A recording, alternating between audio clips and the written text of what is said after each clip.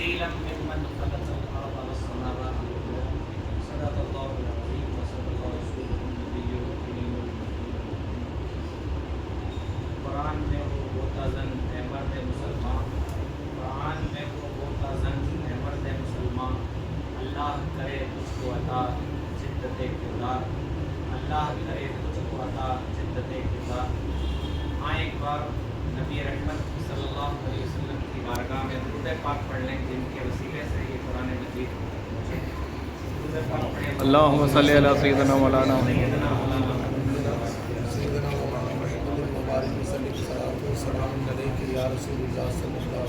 یقیناً تمام تعریفیں اللہ تعالیٰ کے لیے جس نے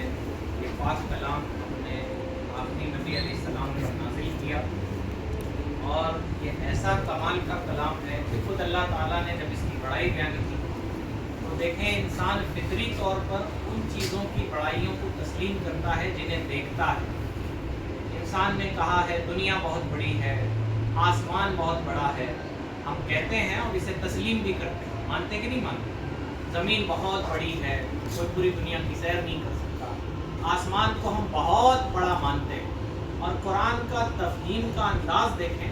کہ اللہ تعالیٰ چاہتا تو کہتا یہ تمہارے عظیم رب کی طرف سے نازل کیا گیا، اور کون اس کا انکار کرتا؟ لیکن اللہ تعالیٰ نے آپ کو اس کی عظمت اور بڑائی سمجھانے کے لیے فرماتا ہے قرآن مجید وہ مبارک کتاب ہے تنزیلا ممن خلق الارض والسماوات العلی، اس عظیم رب کے طرف سے نازل کی گئی کتاب ہے جس نے یہ بلند و بالا آسمان اور زمین کو پیدا کیا۔ اب آپ سوچیں جب آسمان اور زمین کی بلندی کا یہ عالم ہے تو اس کو پیدا کرنے والے رب کی بلندی کا کیا عالم ہے؟ سبحان اللہ۔ اور پھر آپ سوچیں اس رب کے کلام کا عالم کیا ہو۔ تو یقیناً یہ اس کا احسان ہے کہ آج ہم قرآن مجید کو سمجھنے کے لیے بیٹھے، اس کا بہت بڑا احسان ہے نا۔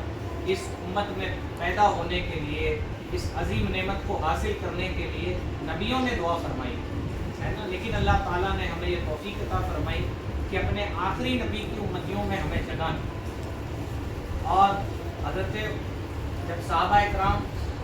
کے انجیل کے پرانے نسخے ہوتے اور وہ بھی آسمانی کتابیں لیکن تحریف شدہ شکل میں موجود ہیں، یقیناً ان کی عظمتیں بھی مسلم ہیں اور ہمارا عقیدہ ہے کہ وہ آسمانی کتابیں ہیں، لیکن پچھلے زمانے کے جو بدماش لوگ تھے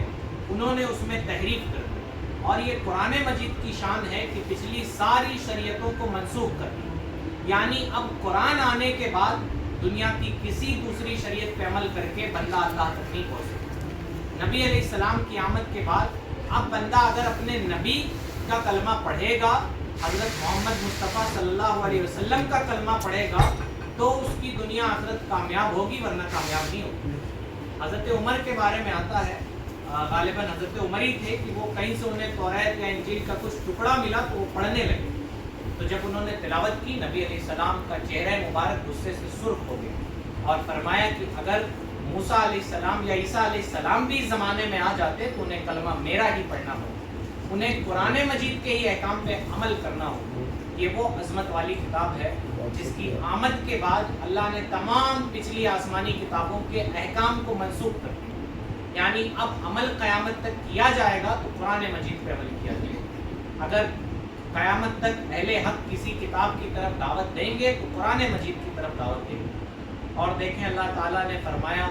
کہ یہ تمہارے بلند و بالا رب کی طرف سے نازل کیا گیا جس نے اتنی عظمت والے جو تمہیں عظیم لگتے ہیں، قد و قامت میں بہت زیادہ بڑے ہیں، آسمان بنایا، زمین بنایا۔ اور اللہ تعالیٰ نے فرمایا ذالک الکتاب لا ریب فیہ،